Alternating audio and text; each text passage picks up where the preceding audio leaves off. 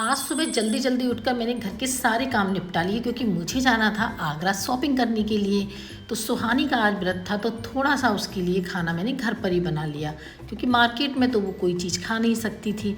तो उसके लिए कुछ आइटम पैक किए और हम चल दिए आगरा के लिए। ढेर सारी मस्ती करते हुए हम लोग पहुंच गए आगरा। वहां जाते ही हमें लगने लगी थोड़ी थोड़ी सी भूख, तो मैंने खाई भेलपुरी और सुहानी ने खाए अपने मखाने। मुझे तो बहुत मज़ा आया मगर सुहानी थोड़ा सा अपसेट थी, फिर भी उसने अपने मखाने एंजॉय किए। उसके बाद मैं चली गई अपनी सिस्टर के घर और उसका छोटा बेटा मुझे बाहर ही मिल गया। अपनी सिस्टर को साथ लेकर हम निकल पड़े शॉपिंग करने के लिए। ढेर सारी चीज़ें हमने खरीदी। साहिल ने बहुत कुछ ट्राई भी किया। उसके बाद हमें लगने लगी भूख क्योंकि शाम हो गई थी। फिर हम पहुंच गए कुछ खाने के लिए। वहाँ बहुत सारी चीज़ें हमने ट्राई की। उन्हें देख देख कर सुहानी का बहुत मन कर रहा था खाने का, मगर वो खा नहीं सकती थी क्योंकि आज उसका व्रत था। हम क्या कर सकते थे, लेकिन कोई बात नहीं। हमें भी थोड़ा बुरा लग रहा था खाने में, मगर क्या करें, अपने पेट की चिंता तो करनी ही पड़ती है।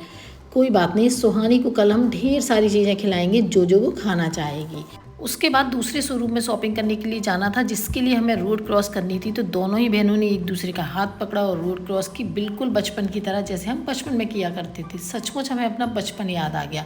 तो हम पहुंच गए हैं आगरा बच्चूमल के यहाँ और वहाँ जाकर भी हमने ढेर सारी शॉपिंग की। क्या शॉपिंग की सब आपको आने वाले ब्लॉग में देखने के लिए मिलेगा।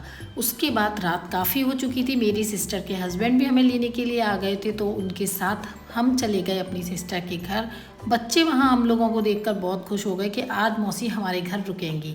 तो हमने भी पूरी रात बहुत इन्जॉय किया, बहुत मज़ा किया।